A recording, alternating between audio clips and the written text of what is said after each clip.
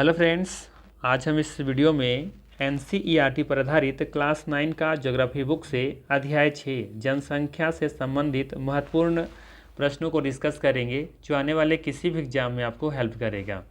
इससे पहले ऑलरेडी हमने 5 अध्याय करा रखा है। उन सभी वीडियो का लिंक डिस्क्रिप्शन में दिया हुआ है या फिर आप प्ले लिस्ट में जाके देख सकते हैं। इसके अलावा ध्यान रखिएगा कि क्लास 6, 7, 8 का पूरा ज्योग्राफी हमने कवर कर लिया है। उन सभी वीडियो का लिंक डिस्क्रिप्शन में दिया हुआ है या फिर आप प्ले लिस्ट में जाके देख सकते हैं। और इन सभी का अगर आपको पीडीएफ फाइल चाहिए तो हमारा टेलीग्राम चैनल ज्वाइन कर सकते हैं। हमारा टेलीग्राम चैनल का लिंक डिस्क्रिप्शन में दिया हुआ है। ठीक है, तो चलिए फिर शुरू करते हैं और देखते हैं आज का पहला सवाल। आज का पहला सवाल है, 2011 तक भारत की जनसंख्या विश्व की कुल जनसंख्या का कितना प्रतिशत थी? ऑप्शन है 17.5%, 18.5%, 16.5% या फिर 19.5%। सही आंसर है ऑप्शन नंबर ए, 17.5%। 2011 तक भारत की जनसंख्या विश्व की कुल जनसंख्या का लगभग 17.5% थी। ये ऑप्शन यहाँ पे सही है। आप इस डायग्राम के माध्यम से समझ सकते हैं। अब देख सकते हैं कि कुल जनसंख्या में भारत की जो शेयर है वो है लगभग 17.5%, जबकि शेष विश्व का जनसंख्या है 82.5%। ठीक है, चलिए अगला सवाल लेते हैं। अगला सवाल है, 2011 तक भारत की कुल जनसंख्या कितनी थी? सवाल है 2011 तक भारत की कुल जनसंख्या कितनी थी? ऑप्शन है 137 करोड़, 121 करोड़, 151 करोड़, 165 करोड़। सही आंसर है इसका ऑप्शन नंबर बी, 121 करोड़। ठीक है, ध्यान रखिएगा 2011 तक भारत की कुल जनसंख्या 121 करोड़ थी। ठीक है, ध्यान रख सकते हैं 121,08 54,977 अर्थात 1,21,08,54,977 भारत की कुल जनसंख्या थी 2011 के जनगणना के रिकॉर्ड के अनुसार। तो आप ये भी डेटा चाहे तो याद रख सकते हैं, अदरवाइज जनरली ये डेटा पूछा जाता है 121 करोड़। ठीक, चलिए आप इस डायग्राम के माध्यम से समझ सकते हैं। 2001 में आप देखेंगे कि भारत की जनसंख्या कितनी थी? 102 करोड़, जबकि 2011 में आप देखेंगे तो 121 करोड़ जनसंख्या पहुंच चुकी है। ठीक है, वहीं बात करें आज़ादी के समय 1951 में ये कितनी थी? तो आप देखेंगे यहाँ पर 36 करोड़ के आसपास आपका निकल करके आएगा। ठीक है, क्योंकि ये जनसंख्या जो दे रखा है वो 10 लाख में दे रखा है, अर्थात 361 जो है ये मल्टीप्लाई आप करेंगे, 361 का मल्टीप्लाई करेंगे 10 से, है ना, 10 लाख में, तो ये आपको निकल करके आएगा। या सिंपली इसे गुना मत कीजिए, 361 में आप 10 से डिवाइड करेंगे तो 1 करोड़ में बदल जाएगा, तो ये निकल करके आएगा 36.1 के आसपास। 36 करोड़ 10 लाख के आसपास आपको देखने को जनसंख्या मिलेगी 1951 में। चलिए अगला सवाल लेते हैं। अगला सवाल है, पूछा गया है भारत का कुल क्षेत्रफल कितना है? ऑप्शन दे रखा है 30.8 लाख किलोमीटर, यहाँ पे वर्ग किलोमीटर होना चाहिए था, 32.8 लाख वर्ग किलोमीटर, 35 लाख वर्ग किलोमीटर, 35 लाख वर्ग किलोमीटर। इसका सही आंसर है 32.8 लाख वर्ग किलोमीटर। ठीक है, ध्यान रखिएगा भारत का क्षेत्रफल जो है वो है 32,87,263 वर्ग किलोमीटर। ठीक है, अप्रॉक्स हम कहते हैं 32.8 लाख वर्ग किलोमीटर। ठीक है, ये आपको याद रखनी है। इसका सही आंसर क्या है? बी ऑप्शन, या फिर पूरी डेटा आप ये याद रख सकते हैं। चलिए अगला सवाल लेते हैं। अगला सवाल है, भारत विश्व के कुल स्थलीय भूभाग का कितना प्रतिशत है? भारत विश्व के कुल स्थलीय भूभाग का कितना प्रतिशत है? 2.4, 3.4, 5.4 या फिर 6.4। सही आंसर है ऑप्शन नंबर ए, 2.4%। ध्यान रखिएगा भारत विश्व के कुल स्थलीय भूभाग का 2.4% है। ठीक है, आप इस डायग्राम के माध्यम से समझ सकते हैं। ये अगर कुल विश्व का क्षेत्रफल है जिसमें से भारत का हिस्सा सिर्फ कितना है? 2.4%, जबकि शेष विश्व का देखेंगे, शेष विश्व का क्षेत्रफल आप देखेंगे तो 97.6% है। ठीक है, भारत का शेयर कितना है? 2.4%। चलिए अगला सवाल लेते हैं। अगला सवाल है, 2011 की जनगणना के अनुसार देश की सबसे अधिक जनसंख्या वाला राज्य कौन सा है। सवाल है 2011 के जनगणना के अनुसार देश की सबसे अधिक जनसंख्या वाला राज्य कौन सा है। ऑप्शन दे रखा है मध्य प्रदेश, उत्तर प्रदेश, अरुणाचल प्रदेश, बिहार। सही आंसर इसका ऑप्शन नंबर यहाँ पे बी सही होगा, उत्तर प्रदेश। 2011 के जनगणना के अनुसार देश की सबसे अधिक जनसंख्या वाला राज्य उत्तर प्रदेश है। ठीक है, आप यहाँ पे मैप पर देख सकते हैं जो कि 16% के अराउंड देखने को मिलेगा उत्तर प्रदेश की जनसंख्या जो कि सबसे अधिक है। ठीक है, तो ये आपको याद रखनी है।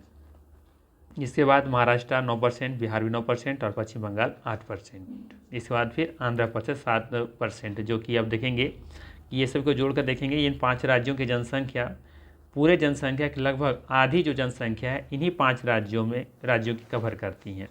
आप देख सकते हैं ये है ना, इधर का पार्ट और इधर का पार्ट, तो लगभग ये 5 राज्य हैं उत्तर प्रदेश, महाराष्ट्र, बिहार, पश्चिम बंगाल, आंध्र प्रदेश, जो कि कुल आबादी का आधा आबादी इन्हीं के पास है। उत्तर प्रदेश, महाराष्ट्र, बिहार और पश्चिम बंगाल और आंध्र प्रदेश के पास। ठीक, तो ये आप याद रख सकते हैं। इसके अलावा यहाँ पे ध्यान रखिएगा ये वाला डेटा। ठीक है, अगर बिहार के एग्ज़ाम की तैयारी कर रहे हैं तो याद रखिएगा 2011 की जनगणना के अनुसार बिहार की जनसंख्या यहाँ पर देखेंगे तो 10,40,99,452 है। 10,40,99,452 है बिहार की जनसंख्या अकॉर्डिंग टू सेंसस 2011। ठीक, तो ये आप जरूर याद रखिएगा और इन 5 राज्यों का नाम भी आपको जरूर याद रखनी है। ठीक है, और उत्तर प्रदेश की जो सबसे अधिक जनसंख्या यहीं पे है उत्तर प्रदेश में, जो कि 16% कवर करता है। चलिए अगला सवाल लेते हैं। अगला सवाल है 2011 के अनुसार उत्तर प्रदेश की कुल जनसंख्या कितनी थी। अब सवाल है 2011 के अनुसार उत्तर प्रदेश की कुल जनसंख्या कितनी थी। अगर आपको याद है 16% है और कुल जनसंख्या याद है तो भी आप निकाल सकते हैं। ठीक है, ये अदरवाइज फिर आपको याद रखनी होगी। तो इसका सही आंसर है ये ऑप्शन 1990 लाख। ध्यान रखिएगा 2011 की जनगणना के अनुसार देश की सबसे अधिक जनसंख्या वाला राज्य उत्तर प्रदेश है, जहां की कुल आबादी 1990 लाख है। ठीक, चलिए बाकी 16% कवर करता है, ये आपको याद ही रखनी है। ठीक है,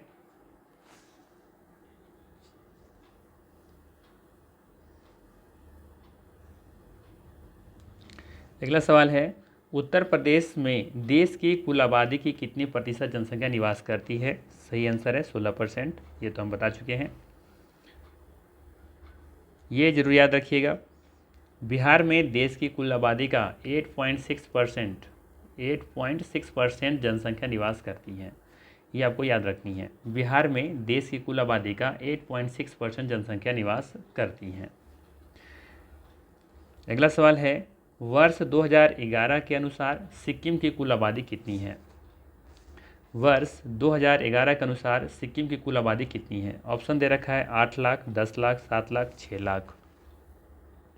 तो याद रखनी है हिमालय क्षेत्र के राज्य सिक्किम की आबादी केवल 6 लाख ही है। ठीक है, कितना है 6 लाख है। इसका सही आंसर होगा डी ऑप्शन 6 लाख। अगला सवाल है वर्ष 2011 के अनुसार लक्षद्वीप में कुल कितनी आबादी निवास करती हैं। ऑप्शन दे रखा है 64,429, 56,990, 60,000, 88,980। तो इसका सही आंसर हो जाएगा ऑप्शन नंबर यहाँ पे ऑप्शन नंबर हो जाएगा ए 64,429,000। ठीक है, याद रखना है 64,429 की सिर्फ आबादी है यहाँ पे। ठीक है, लक्षद्वीप में। अगला सवाल है 2011 की जनगणना के अनुसार क्षेत्रफल की दृष्टि से भारत का सबसे बड़ा राज्य कौन सा है। बतानी है आपको कि 2011 की जनगणना के अनुसार क्षेत्रफल की दृष्टि से भारत का सबसे बड़ा राज्य कौन सा है। ऑप्शन है उत्तर प्रदेश, पश्चिम बंगाल, बिहार, राजस्थान। इसका सही आंसर है option number A Uttar Pradesh. माफ़ कीजिएगा, यहाँ पे पूछा है क्षेत्रफल की दृष्टि से तो ये राजस्थान होगा। ठीक है, क्षेत्रफल की दृष्टि से पूछा है राजस्थान होगा, अगर जनसंख्या की दृष्टि से पूछता तब उत्तर प्रदेश होता। ठीक है, तो ये कंफ्यूज नहीं होनी है, राजस्थान इसका सही आंसर है। अगला सवाल है 2011 की जनगणना के अनुसार भारत की कुल जनसंख्या का कितना प्रतिशत जनसंख्या राजस्थान में निवास करती हैं। बतानी है आपको कि 2011 की जनगणना के अनुसार भारत की कुल जनसंख्या का कितना परसेंट जनसंख्या राजस्थान में निवास करती है। 6%, 7%, 6.8% या फिर 5.5%। तो याद रखिएगा, क्षेत्रफल की दृष्टि से राजस्थान सबसे बड़ा राज्य है, जिसकी आबादी भारत की कुल जनसंख्या का केवल 5.5% यहाँ पे निवास करती हैं। डी ऑप्शन यहाँ पे सही है, आपको याद रखनी है। अगला सवाल है, 2011 की जनगणना के अनुसार भारत का कुल जनसंख्या घनत्व कितना है। सवाल है, 2011 की जनगणना के अनुसार भारत का कुल जनसंख्या घनत्व कितना है।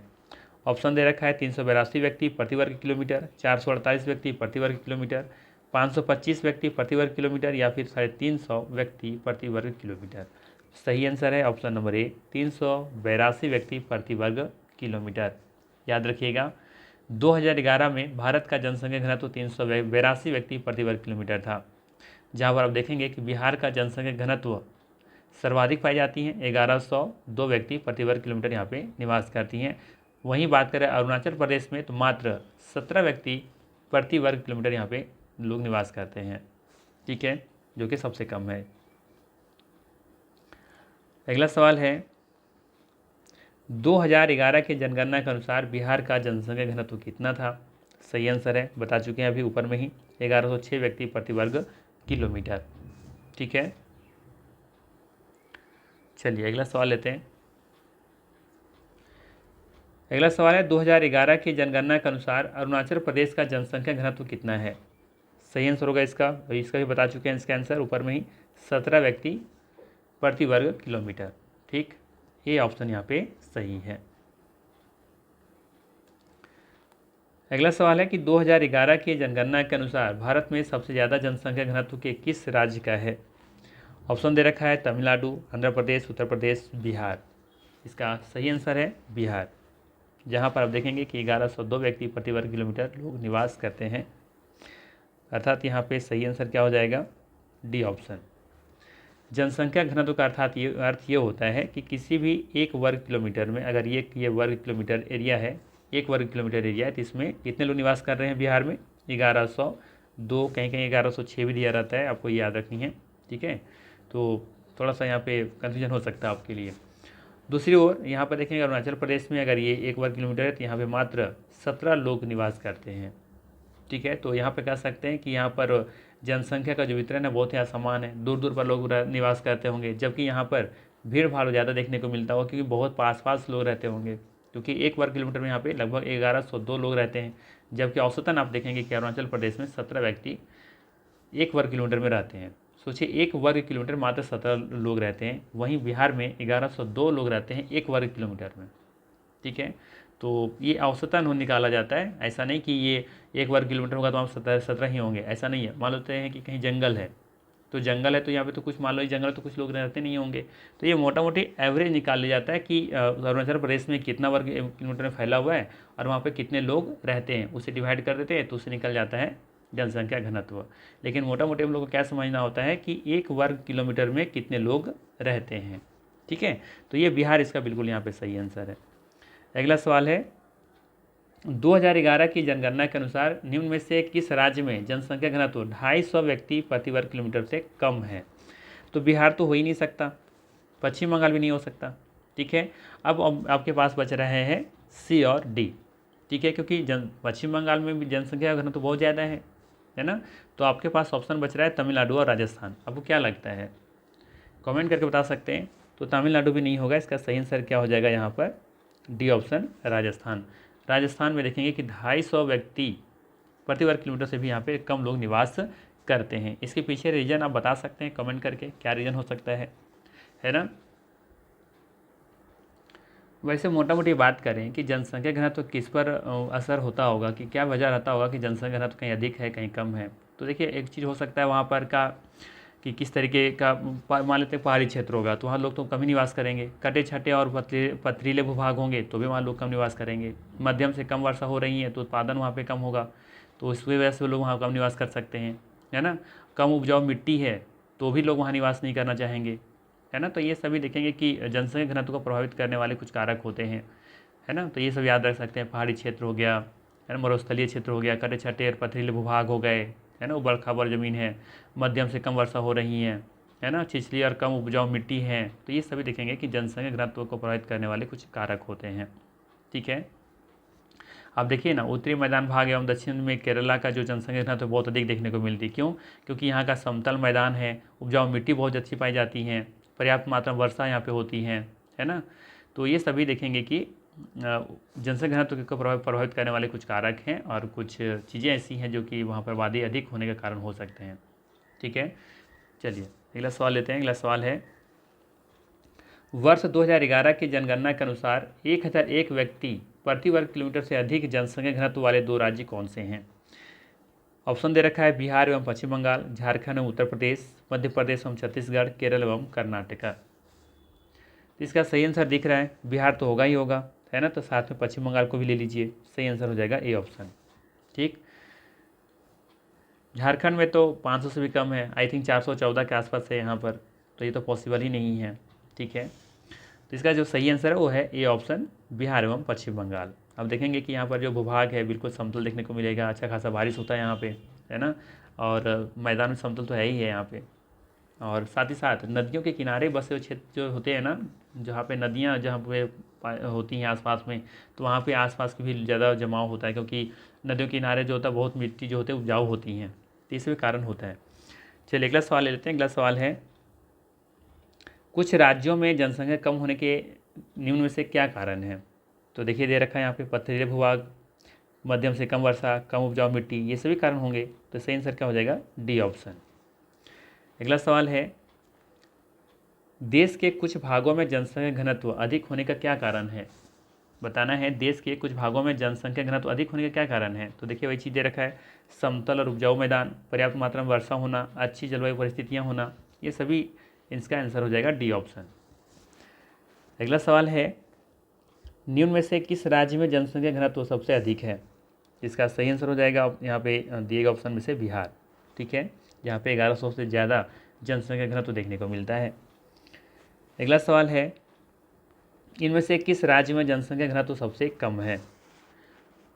तो सबसे कम बात करें यहाँ पर तो बिहार तो होगा नहीं, यहाँ पे सबसे अधिक है। इसके बाद पश्चिम बंगाल भी नहीं होगा, है ना। उत्तर प्रदेश में देखेंगे कि यहाँ पे परिस्थितियाँ अनुकूल है, रहने के लायक हैं।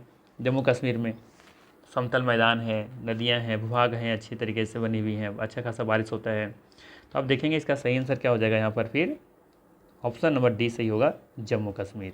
ठीक है, जम्मू कश्मीर देखेंगे दिए गए राज्यों में जनसंख्या घनत्व सबसे कम होगा। आप लॉजिक भी खुद लगा सकते हैं, यहाँ भी देख सकते हैं, यहाँ पे लिखा गया है उत्तर प्रदेश में 828 वर्ग किलोमीटर लोग रहते हैं, पश्चिम बंगाल देखिए 1000 से प्लस है, और बिहार में भी 1000 से प्लस है, कहीं क्वेश्चन आया था ना। और जम्मू कश्मीर में देखेंगे कि तो मात्र 56 व्यक्ति प्रति वर्ग किलोमीटर लोग यहाँ पे रहते हैं। ठीक, चलिए अगला सवाल लेते हैं। भारत की जनसंख्या वृद्धि दर 2001 के 1 से 11 के दौरान कितना थी? भारत की जनसंख्या वृद्धि दर 2001 और 11 के दौरान कितनी थी? 17.5%, 17.64%, 12.65%, 27.64%। इसका सही आंसर है बी ऑप्शन, 17.64%। ठीक है, आप ये डायग्राम में देख सकते हैं, यहाँ पे दिया हुआ है। यहाँ पे देखिए 2011 से 1 और 11 के बीच में जो वृद्धि दर रही है वो 17.64% रही है, जबकि 1991 से लेकर के 2001 के बीच में बात करें तो यहाँ पे 21.54% रही थी। ठीक है, वहीं बात करें बिहार का, तो ध्यान रखिएगा बिहार का दशक की वृद्धि दर 2001-11 के दौरान 25.42% रही थी। तो ये आपके लिए वेरी वेरी इंपॉर्टेंट डेटा है। ठीक है, बिहार का दशक की वृद्धि दर 2001 और 11 के दौरान 25.42% थी, आपको याद रखनी है। अगला सवाल है, वर्ष 2011 की जनगणना के अनुसार लिंगानुपात किस राज्य में सर्वाधिक है? ऑप्शन दे रखा है केरल, कर्नाटक, गोवा, मणिपुर। इसका सही आंसर है ऑप्शन नंबर ए, केरल। ठीक है, केरल में देखेंगे तो सबसे ज़्यादा यहीं पे लिंगानुपात देखने को मिलता है, सबसे कम आपको हरियाणा में देखने को मिलेगा। ठीक है, और ये भी ध्यान रखिएगा बिहार का लिंगानुपात कितना है, 918 है। ठीक, चलिए अगला सवाल लेते हैं। वर्ष 2011 की जनगणना के अनुसार देश की साक्षरता दर कितनी है? इसका सही आंसर है ऑप्शन नंबर ए 74%। ध्यान रखिएगा, वर्ष 2011 के जनगणना के अनुसार देश की साक्षरता दर 74% थी। जबकि बात करें बिहार का, तो बिहार का है यहाँ पे 61.8%, जो सबसे कह सकते हैं कम साक्षरता दर यहीं पर देखने को मिलती हैं। अगला सवाल है, वर्ष 2011 के अनुसार पुरुष साक्षरता का प्रतिशत कितना है, आपको ये बताने हैं। प्रतिशत 2 बार हो गया है, बताना है वर्ष 2011 के अनुसार पुरुष साक्षरता का प्रतिशत कितना प्रतिशत है। तो दिएगा ऑप्शन में इसका जो सही आंसर है वो है आपका ऑप्शन नंबर यहाँ पे हो जाएगा ए 82.14%। ठीक है, वहीं ध्यान रखिएगा बिहार के बारे में बात करें तो यहाँ पे पुरुष जो लिटरेसी रेट है वो है 71.2%। ठीक है, चलिए अगला सवाल ले लेते हैं। सवाल है, निम्न में से कौन सी आर्थिक क्रिया प्राथमिक क्षेत्र में सम्मिलित नहीं है, बताना है। निम्नलिखित में से कौन सी आर्थिक क्रिया प्राथमिक क्षेत्र में सम्मिलित नहीं है। ऑप्शन दे रखा है कृषि, पशुपालन, खनन और संचार। सही आंसर हो जाएगा यहाँ पे संचार। संचार ये तृतीय क्षेत्र के अंतर्गत रखा जाता है, जबकि कृषि, पशुपालन, खनन ये सभी प्राथमिक क्षेत्र में इसको रखा जाता है। ध्यान रखिएगा, प्राथमिक क्षेत्र अर्थव्यवस्था का वह हिस्सा है जो प्राकृतिक संसाधनों का सीधे उपयोग करता है, जैसे कि कृषि, वानिकी, मछली पकड़ना, खनन करना। यह क्षेत्र कच्चे माल और बुनियादी खाद्य पदार्थों को प्राप्त करने पर केंद्रित है, जो अन्य उद्योगों और उपभोक्ताओं के लिए आवश्यक है। अगला सवाल है, निम्न में से कौन सी आर्थिक क्रिया तृतीय क्षेत्र में सम्मिलित नहीं है। जो देखिए संचार है, वाणिज्य भी है, परिवहन भी है, लेकिन उद्योग नहीं है। मैन्युफैक्चरिंग से संबंधित ये जो चीज़ें होती है वो द्वितीय क्षेत्र के अंतर्गत आती हैं। इसका सही आंसर है डी ऑप्शन। ठीक है, ये तृतीय क्षेत्र क्या होती हैं, ध्यान दीजिएगा। तृतीय क्षेत्र अर्थव्यवस्था का वह हिस्सा है जो विभिन्न प्रकार की सेवाएं प्रदान करता है, सर्विसेज प्रदान करता है। जैसे आपको अभी ऑनलाइन यूट्यूब पढ़ा रहे हैं हम, माफ़ कीजिएगा, ऑनलाइन यूट्यूब पर आपको हम पढ़ा रहे हैं, है ना। तो ये क्या है, ये ऑनलाइन सर्विसेज हैं जिसे हम लोग तृतीय क्षेत्र में से रखेंगे। ठीक है, जैसे कोई ड्राइवर है, ठीक है, कोई बैंक में कोई ऑफिसर है, बैंक में जो भी जितने कर्मचारी काम कर रहे हैं, तो वहाँ कोई प्रोडक्शन नहीं हो रहा है, कोई चीज़ का उत्पादन नहीं हो रहा है, सिर्फ सर्विसेज सेवाएँ दी जा रही हैं, है ना। कोई मेडिकल में जाकर के कोई दवाइयाँ बेच रही हैं, तो ये भी क्या है, यहाँ पे कोई प्रोडक्शन नहीं हो रहा है, कोई उत्पादन नहीं हो रहा है ना। यहाँ पे सिर्फ क्या हो रहा है, सेवाएँ दी जा रही हैं। ठीक है, तो ये तृतीय क्षेत्र के अंदर रखी जाती हैं। इस सेवा क्षेत्र भी कहा जाता है, या प्राथमिक और द्वितीय क्षेत्रों के विकास में सहायता करता है और लोगों को कई तरह की सेवाएं प्रदान करता है। तृतीय क्षेत्र में कौन कौन शामिल होते हैं, जैसे बैंकिंग, बीमा, परिवहन, खुदरा, शिक्षा, स्वास्थ्य सेवा, मनोरंजन, पर्यटन, ये सभी क्या है, तृतीय क्षेत्र में शामिल किया जाता है। और ये सभी देखेंगे कि सेवा क्षेत्र के अंतर्गत आते हैं। अगला सवाल है, निम्न में से कौन सी आर्थिक क्रिया द्वितीय क्षेत्र में सम्मिलित है। द्वितीय क्षेत्र में तो संचार तृतीय क्षेत्र का है, परिवहन भी तृतीय क्षेत्र का है, कृषि प्राथमिक क्षेत्र का है, लेकिन आप देखेंगे यहाँ पर भवन और निर्माण कार्य ये द्वितीय क्षेत्र से संबंधित है। अब द्वितीय क्षेत्र क्या होता है, समझिएगा इसको। द्वितीय क्षेत्र अर्थव्यवस्था का वह हिस्सा है जो प्राथमिक क्षेत्र द्वारा उत्पादित कच्चे माल को विनिर्माण और प्रसंस्करण करके यानी मैन्युफैक्चरिंग करके तैयार माल में बदलता है। ठीक है, सिंपल सा कॉन्सेप्ट है कि प्राथमिक क्षेत्र में जो भी उत्पादन किया गया है उसे हम लोग अब क्या कर रहे हैं, उस कच्चे माल को अब हम मैन्युफैक्चरिंग कर रहे हैं, कुछ नया चीज़ बना रहे हैं। जैसे दूध है, तो दूध उत्पादन जो हुआ है वो हमारा प्राथमिक क्षेत्र के अंदर आएगा, लेकिन दूध से आप बना रहे हैं, पनीर बना रहे हैं, दही बना रहे हैं, कुछ दुग्ध उत्पाद प्रोडक्ट बना रहे हैं। ठीक है, तो ये सभी क्या है, ये सभी द्वितीय क्षेत्र में आएगा। और उसी चीज़ को कोई बेच रहा है तो फिर वो तृतीय क्षेत्र में आ जाएगा। ठीक है, इसे विनिर्माण क्षेत्र या फिर औद्योगिक क्षेत्र भी कहा जाता है, द्वितीय क्षेत्र को। चलिए अगला सवाल लेते हैं। अगला सवाल है, वर्ष 2011 की जनगणना के अनुसार भारत में लिंगानुपात कितना है। ऑप्शन दे रखा है 943, 950, 920, 1028। सही आंसर है ये ऑप्शन 943। याद रखिएगा, यहाँ पे भारत में महिला जनसंख्या की पहचान के लिए लिंग अनुपात एक मूल्यवान स्रोत है। और भारत में महिलाओं और पुरुषों के बीच का अनुपात क्या है, ध्यान रखिएगा। यह 2011 की जनगणना में सामने आया था कि भारतीय जनसंख्या अनुपात 2011 में प्रति 1000 पुरुषों पर 943 महिलाएं हैं। हरियाणा में भारत की लिंगानुपात सबसे कम है और यहाँ आंकड़ा 1000 पुरुषों पर मात्र 877 महिलाओं की संख्या दर्शाता है। पुडुचेरी और केरल जहाँ पुरुषों से ज़्यादा महिलाएँ हैं। केरल में भारत का उच्चतम लिंगानुपात है और यह आंकड़ा 284 महिलाओं की संख्या से 1000 पुरुषों को दर्शाता है। अर्थात सर्वाधिक जो लिंगानुपात कहाँ पर देखने को मिलता है, केरल में देखने को मिलता है। ठीक है, वहीं बात करें हम, पहले ही बता चुके होंगे वैसे, बिहार का लिंगानुपात कितना है, तो 918 है, अर्थात 1000 पुरुषों पर यहाँ पर महिलाओं की संख्या कितनी है, 918 है। चलिए अगला सवाल लेते हैं। अगला सवाल है, भारत में जनसंख्या के असमान वितरण का क्या कारण है। या वो ज्ञात करने के लिए बोला भी गया था कि भारत में जनसंख्या के असमान वितरण का क्या कारण है, ज्ञात कीजिए। ऑप्शन है भौगोलिक कारक है, भौगोलिक कारण है, आर्थिक कारण है, सामाजिक कारण है, सभी होगा। तो इसका सही आंसर है यहाँ पे डी ऑप्शन, इनमें से सभी। भारत में जनसंख्या के असमान वितरण का ये सभी कारण हो सकता है, भौगोलिक, आर्थिक, सामाजिक, राजनीतिक। ठीक है, बाकी इसके बारे में यहाँ पर डिटेल्स लिख दी गई हैं। ठीक है, जैसे भौतिक कारक में क्या क्या आएगा, जैसे जलवायु है, स्थलाकृति है, जल है। ऐतिहासिक कारक में देखेंगे तो औपनिवेशिक नीतियाँ हैं, प्रवासन है। आर्थिक कारक के अंतर्गत आप देखेंगे तो रोजगार है ना, को रखा जा सकता है, रोजगार के अवसर, बुनियादी ढांचा। सामाजिक कारक में देखेंगे तो संस्कृति, शिक्षा। तो ये सब चीज़ें भी देखेंगे कि जनसंख्या वितरण को प्रभावित करता है। ठीक है, जैसे कोई एग्जाम्पल ले ले कि संस्कृति कैसे प्रभावित करता होगा, तो देखिए विभिन्न समुदायों की सांस्कृतिक प्रथाएं उनके बसने के तरीकों को प्रभावित करती हैं। उदाहरण के लिए जाति व्यवस्था के कारण कुछ समुदायों का कुछ क्षेत्रों में संकेंद्रण हुआ है। आप देखेंगे कि जाति व्यवस्था के कारण कुछ समुदायों का कुछ क्षेत्रों में संकेंद्रण हुआ है कि हाँ, ये हमारे यहाँ की जाति बिरादरी के लोग रहते हैं तो हमको यहाँ पर निवास करनी है। तो ये भी एक वजह हो सकता है। शिक्षा के बारे में बात करें तो शिक्षा सुविधाओं की उपलब्धता भी जनसंख्या वितरण को प्रभावित करती हैं। अच्छी शैक्षिक सुविधाओं वाले क्षेत्रों में लोगों के आकर्षित होने की संभावना अधिक रहती है। ये सब देखेंगे कि दिल्ली, कोटा, यहाँ पर कोटा जो है, तो ये सब देखेंगे यहाँ पर लोग ज़्यादा जनसंख्या देखने को मिलती है। क्यों? क्योंकि वहाँ पर शिक्षा जो सुविधाएं है वो बेहतर है ना। आसपास में अगर देखें मेडिकल सुविधाएं अच्छी है तो लोग वहाँ पर निवास लोग करना चाहते हैं। तो इस तरीके से आप कह सकते हैं कि संस्कृति, शिक्षा, ये सभी भी कारक हो सकते हैं जो कि जनसंख्या वितरण को प्रभावित करते हैं। ठीक है, तो और भी डिटेल्स दिया हुआ यहाँ पे, आप चाहे तो इसे डिटेल्स पढ़ सकते हैं पीडीएफ फाइल में। पीडीएफ फाइल आपको टेलीग्राम चैनल पर मिल जाएगा, वो भी बिल्कुल फ्री ऑफ कॉस्ट। आप लोगों को सिर्फ लाइक करनी है, आप लोग लाइक नहीं करते हैं। जो लाइक नहीं किए प्लीज़ लाइक कर दीजिएगा। चैनल तो सब्सक्राइब करनी है, वीडियो लाइक करनी है। अगला सवाल है कि भारत में उत्तर प्रदेश के पश्चात सर्वाधिक जनसंख्या वाला दूसरा राज्य कौन सा है। ऑप्शन दे रखा है यहाँ पे महाराष्ट्र, उत्तराखंड, मध्य प्रदेश, इनमें से कोई नहीं। बताइए इसका सही आंसर क्या होगा।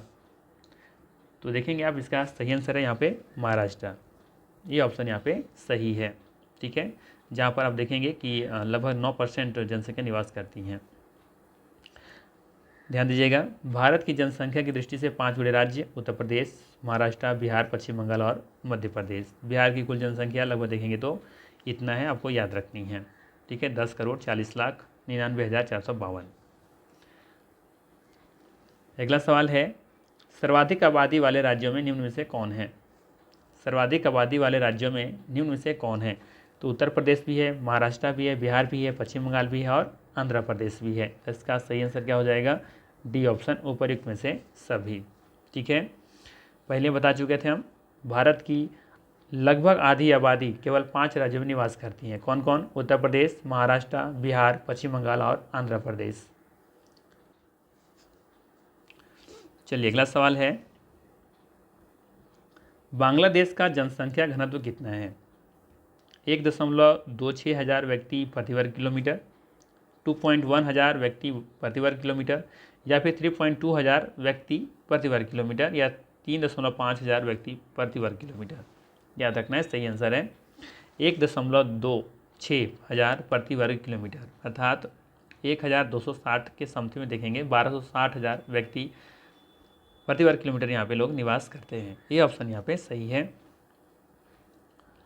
और ये भी याद रख सकते हैं कि बांग्लादेश की कुल जनसंख्या विश्व की कुल जनसंख्या का 2.1% के बराबर है।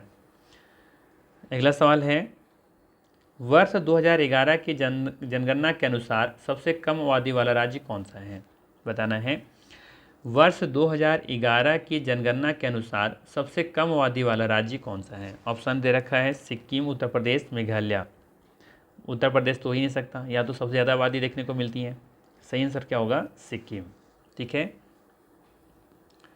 आप देख सकते हैं यहाँ पे सिक्किम में 6,07,000 688 लोग निवास करते हैं, जबकि उत्तर प्रदेश में तो अच्छा खासा अमाउंट है। मेघालय में देखेंगे तो 29,64,007 के आसपास यहाँ पे लोग निवास करते हैं। ये सभी सेंसस 2011 के अकॉर्डिंग डेटा है, ये आपको याद ध्यान रखनी है। अगला सवाल है, निम्न में से किस राज्य का जनसंख्या घनत्व प्रति वर्ग किलोमीटर सबसे कम है? तो इसका सही आंसर क्या होगा, दिएगा ऑप्शन में। पंजाब, चंडीगढ़, हरियाणा, जम्मू कश्मीर, कौन सा होगा इसका सही आंसर? थोड़ा सा लॉजिकल क्वेश्चन है, लॉजिक लगा सकते हैं आप, तो लगा के आंसर आप बता सकते हैं। सही आंसर होगा यहाँ पे डी ऑप्शन, जम्मू और कश्मीर, जहाँ पे लगभग 56 व्यक्ति प्रति वर्ग किलोमीटर लोग रहते हैं। ठीक है, अब देख सकते हैं पंजाब का 550 लोग यहाँ पर रहते हैं, चंडीगढ़ में 9,252 व्यक्ति प्रति वर्ग किलोमीटर है। थोड़ा सा इसको एक बार देख लीजिएगा आप लोग, थोड़ा सा मुझे लग रहा है इसमें कुछ डाउट लग रहा है, बट एक बार देख लीजिएगा इसे। हरियाणा में 573 व्यक्ति प्रति वर्ग किलोमीटर हैं, जबकि जम्मू और कश्मीर में 56 व्यक्ति प्रति वर्ग किलोमीटर रहते हैं, तो सबसे कम यहीं पर है, डी ऑप्शन सही होगा। एक बार इसे मेरे तरफ से जरूर चेक कीजिएगा और मुझे कमेंट करके जरूर बताइएगा, अगर किन्हीं को डेटा एग्जैक्ट ये सही है तो भी बताइएगा, नहीं होगा तो भी बताइएगा कि क्या इसका सही आंसर है। अगला सवाल है कि निम्न में से किस वर्ष भारत में पहली बार संपूर्ण जनगणना की गई? ऑप्शन दे रखा है 1879, 1872, 1881, 1870। सही आंसर है 1881। देखिए एक्चुअली में क्या है ना कि बहुत सारे क्वेश्चन से किताब से अरेंज करना, एक एक करके क्वेश्चन 50+ क्वेश्चन तैयार करना, तो थोड़ा सा हो जाता है, कहीं ना कहीं थोड़ा सा मिस्टेक हो सकता है, क्योंकि इतना क्वेश्चन से तैयार करना, टाइप करना और क्वेश्चन बना करके निकालना कैसे क्या क्वेश्चन बन सकता है, तो इतना करने के बावजूद भी आप लोग लाइक नहीं करते, तो वो थोड़ा सा तकलीफ होता है। और इन सब डेटा के लिए मैं तो ज़रूर क्षमा चाहूँगा कि इन सब डेटा को थोड़ा सा एक्यूरेट देना चाहिए था मुझे, ठीक है, लेकिन वो थोड़ा सा बोझ हो जाता है कि इतना कम अथी में संसाधन मेरे पास है और खुद भी करना, तो थोड़ा सा मुश्किल है मेरे लिए, लेकिन फिर भी आप लोग के लिए करता हूँ, लेकिन आप लोग मेरे लिए एक लाइक नहीं करते हैं, बहुत दुख होता है। तो चलिए इसका सही आंसर क्या है, यहाँ पे 1881 है। अब यहाँ पे क्या ध्यान रखना है, तो ये ध्यान रखनी है, एक निश्चित समय अंतराल में जनसंख्या की आधिकारिक गणना जनगणना कहलाती है। भारत में सबसे पहले 1872 में जनगणना की गई थी, हालांकि 1881 में पहली बार एक संपूर्ण जनगणना की जा सकी। उसी समय से प्रत्येक 10 वर्ष पर जनगणना होती हैं। भारतीय जनगणना जनसांख्यिकी, सामाजिक तथा आर्थिक आंकड़ों के सबसे वृहद स्रोत हैं। क्या आपने कभी जनगणना रिपोर्ट देखी है? आप अपने पुस्तकालय में से देख सकते हैं, ठीक है। तो ये कटिंग हम लेकर के आए थे ताकि आपको यहाँ पर दिखा सकें। 1872 में शुरुआत की गई थी, लेकिन संपूर्ण जो जनगणना है, जो हर 10 वर्ष पर फिर जो जहाँ से शुरू हुआ था, वो जनगणना 1881 से शुरू हुई थी, ठीक है। तो यहाँ पे सी ऑप्शन सही है। अगला सवाल है, किसी देश की पहले की जनसंख्या से वर्तमान की जनसंख्या के आंकड़ों को घटाकर प्राप्त किया जा सकता है। सवाल है, किसी देश की पहले की जनसंख्या से वर्तमान की जनसंख्या के आंकड़ों को घटा करके क्या प्राप्त कर सकते हैं? जनसंख्या में निरपेक्ष विधि, या जनसंख्या में साक्ष्य विधि, या परावास, या इनमें से कोई नहीं। तो इसका सही आंसर है ए ऑप्शन, जनसंख्या में निरपेक्ष विधि, ठीक। अगला सवाल है, आसान सा सवाल है कि भारत में जनगणना कितने वर्षों पर की जाती है? सही आंसर है यहाँ पे ए ऑप्शन, 10 वर्षों पर। अगला सवाल है, प्रतिवर्ष जनसंख्या में प्रतिशत परिवर्तन की गणना को क्या कहा जाता है?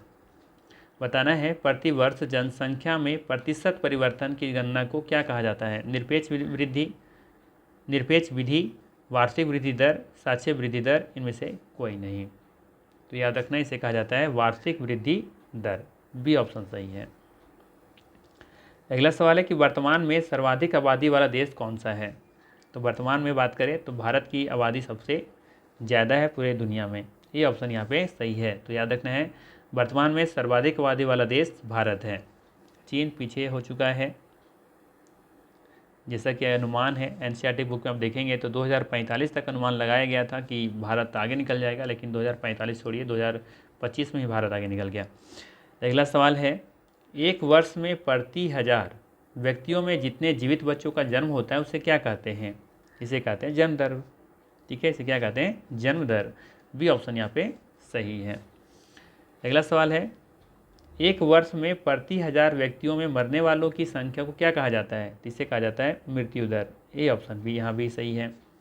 ठीक है, अगला सवाल है, भारत में जनसंख्या में वृद्धि का मुख्य कारण निम्न में से क्या है?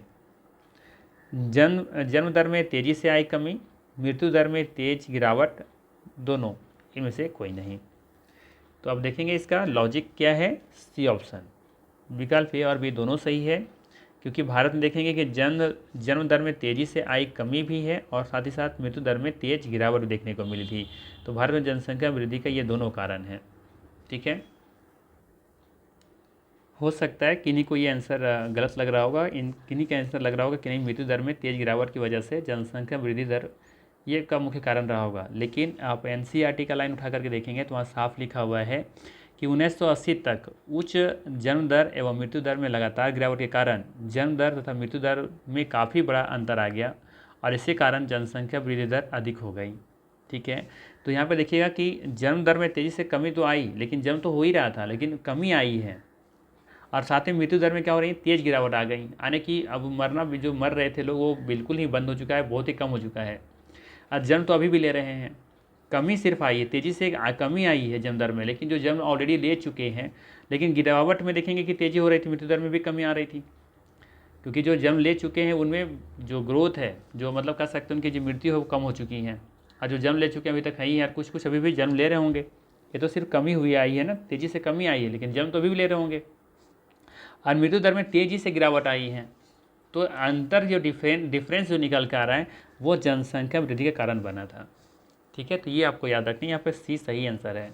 ठीक है, अकॉर्डिंग टू एनसीईआरटी बुक। चलिए अगला सवाल लेते हैं। अगला सवाल है, जनसंख्या में परिवर्तन का प्रमुख कारण क्या है?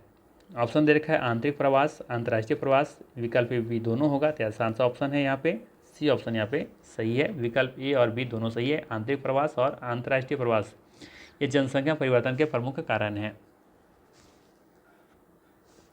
ध्यान रखिएगा, लोगों का एक क्षेत्र से दूसरे क्षेत्र में चले जाने को प्रवास कहते हैं। प्रवास आंतरिक देश के भीतर या फिर अंतर्राष्ट्रीय देशों के बीच हो सकता है।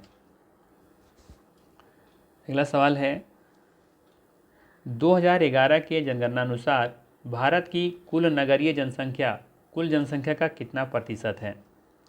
बताना है, 2011 के जनगणना अनुसार भारत की कुल नगरीय जनसंख्या कुल जनसंख्या का कितना प्रतिशत थी? दिए गए ऑप्शन में सही आंसर है यहाँ पे ए ऑप्शन 31.20%।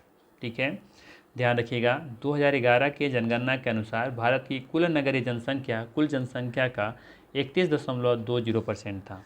ठीक है, चलिए अगला सवाल लेते हैं।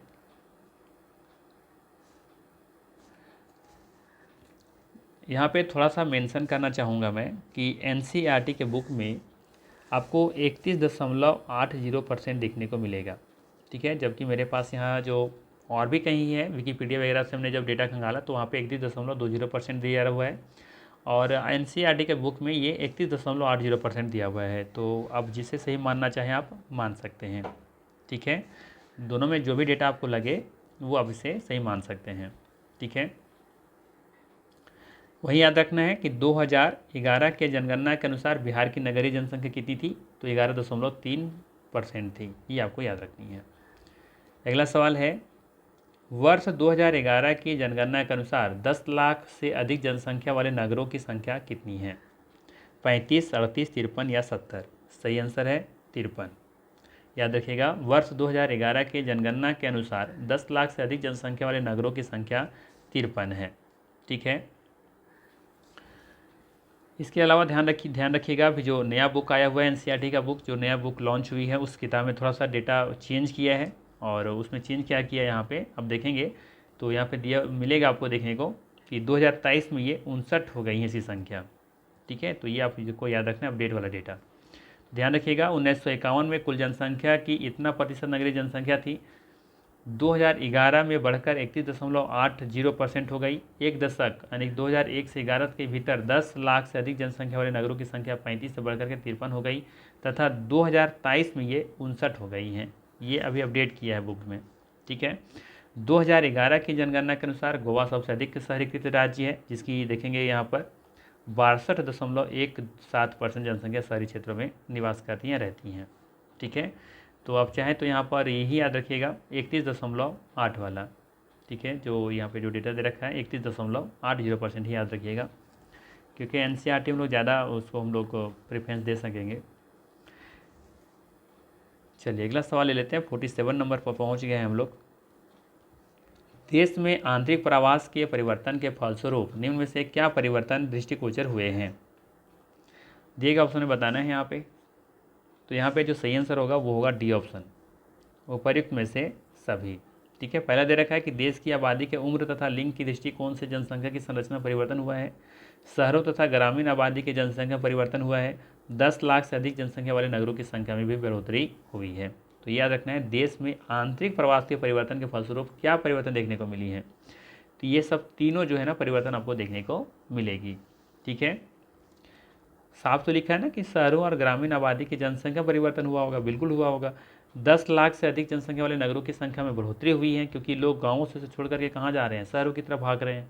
ठीक है, चलिए अगला सवाल लेते हैं। अगला सवाल है, किसी देश की आबादी के सामाजिक एवं आर्थिक ढांचे के निर्धारण हेतु उस जनसंख्या को सामान्यतः कितनी श्रेणियों में बांटा जा सकता है? 3, 2, 5, 4।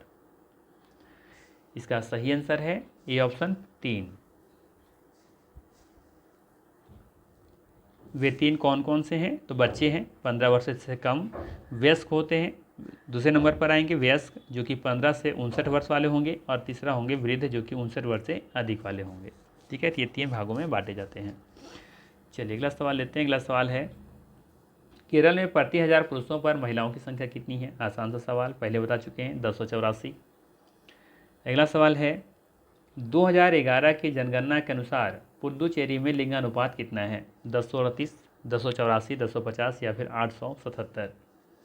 सही आंसर है 238, ये ऑप्शन यहाँ पे सही है, याद रखनी है।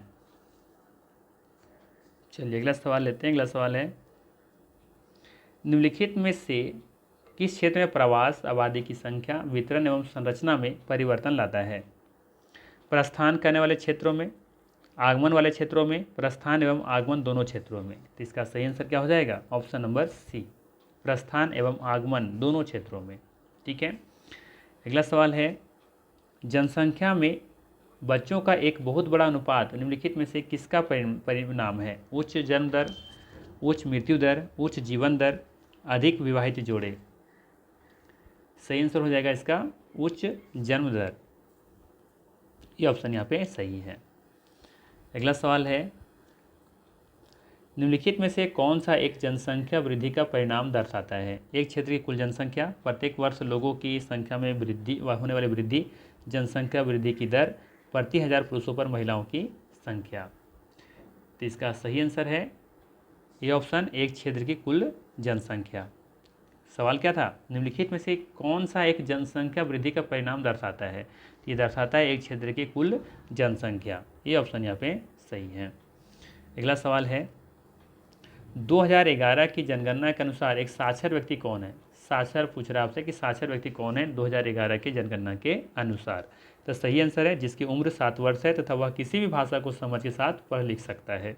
सी ऑप्शन सही है। चलिए अगला सवाल है,